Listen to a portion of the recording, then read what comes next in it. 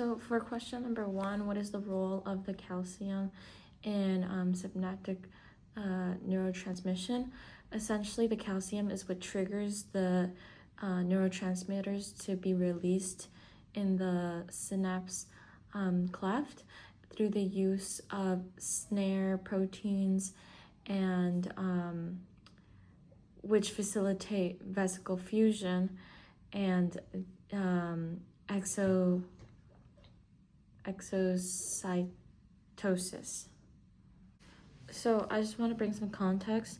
The vascular neurotransmitter transporter utilizes the proton gradient to move neurotransmitters into the vesicles. And there's a specific transporter for each neurotransmitter. There's also a process called endocytosis where the vesicle itself fuses to the membrane, and this allows it to basically let the neurotransmitters into the synaptic cleft. And so I also spoke about snare proteins, and this basically forms a complex that docks the vesicle into the active zone, and this primes, which basically means it gets ready, the vesicle for the fusion, by bringing it closer to the plasma membrane. And so now, after knowing all of this, there's an assembly of the snare protein complex, and it's essentially designed for very fast release of the neurotransmitters. And you need a certain amount of calcium to activate this process. And the complex then stabilizes the snare complex to prime the vesicles. So kind of what we were talking about earlier, getting it ready for fusion. And then the action potential gets depolarized. And this essentially opens what we know to be the voltage-gated calcium channels. And so the calcium binds to the synaptotagmin, and it triggers the ripping apart of the membrane. And it displaces the complex and initiates the vesicle fusion. And so the vesicle basically attaches itself onto the membrane and sits on it. And there's also this thing called kiss and run, where it'll be a false start and it's not actually fully fusing, it's partially fusing. But when a full fusion does occur, the neurotransmitters eventually gets released, and the process starts all over again because the snare, the NSFs and the SNAPs disassemble the complex, and it starts all over. And so the placement of the voltage-gated channels of calcium are very important, because say they were placed further away, or they weren't there at all, or they were placed before, there would not be the correct signaling needed. There are specific presynapses that have to have calcium while others don't, and this is just because there needs to be correct signaling. There would also be weak or uncoordinated neurotransmitter releases, because of the whole entire process that we just spoke about. So it needs to be nearby for it to be specific, to happen efficiently, and so the correct signals can go through. So for the first one, question number two, part A is talking about the mutation in the channel, the voltage channel, of making it more positive, I think, for the calcium.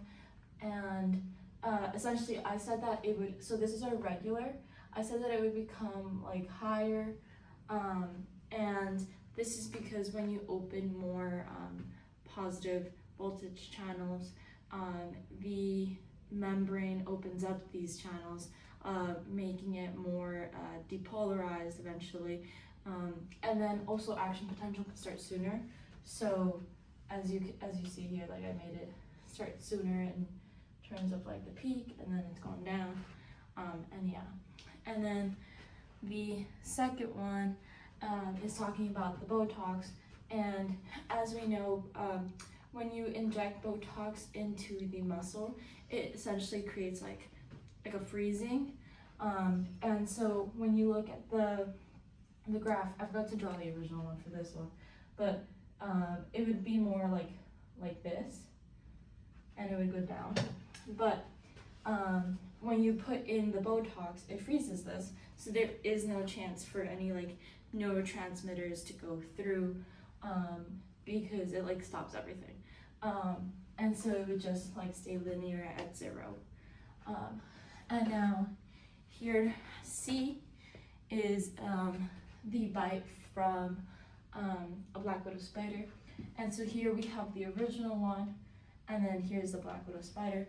And so when we're thinking about like a bite from a black widow, the venom essentially causes like a spasm in the muscle, and so I was thinking that if the action potential is impacted, it would probably start sooner, a little bit, and it would be much more, because it's like contracting the muscle so much more. In comparison to like the Botox, there is no contracting possible, and in this one it contracts, but then you have like the paralyzing, because it's like it's venom, so it's supposed to stop things, so you would have like a decrease in the like the slope way faster than you would normally. And then in the final one, the administration of calcium chelator, in searching up what it does, it kind of like stops the calcium, like it inhibits the calcium a little bit. So my thought would be that this is the original action potential graph. So then the EPSP, sorry, not action potential graph, the EPSP graph,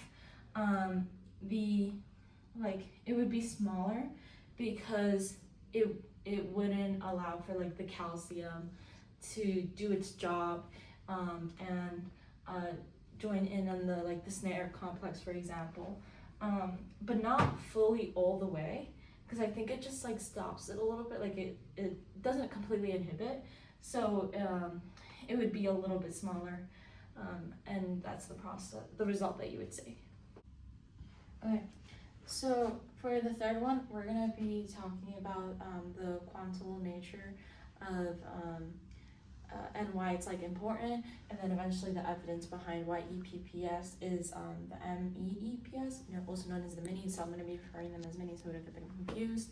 But essentially the significance here is that the quanta kind of acts like a mini packet of the neurotransmitters, and these can be found in the synaptic vesicles, and these essentially are the neurotransmitters that get released into the synaptic cleft, and these MEEPs have a certain, or minis have a certain like number inside the quanta, and that's why it's important.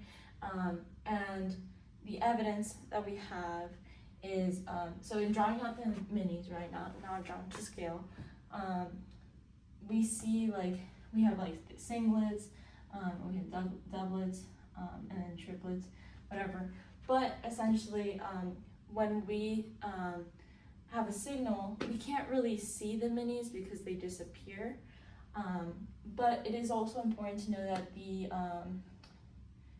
independent, or the minis are independent to calcium, while the EPPs are dependent on calcium. And that's important with the experiment, and I'll explain that in a second. But also, like, take note of the amplitude. That's what's dependent on the calcium. They're not dependent on the calcium. In the experiment, we have experimenters who basically, like, they've realized that you can't, these disappear with the Simulink. So what they do is that they replace the calcium with magnesium. So they basically like drop it to like almost zero. And so because these are so dependent on calcium, their amplitude kind of like drops to look like these. And as you can see, they literally look the same. And that's because these are kind of like false starts. They're very little. And so that's kind of like how we know that they are made up of the same thing. And yeah.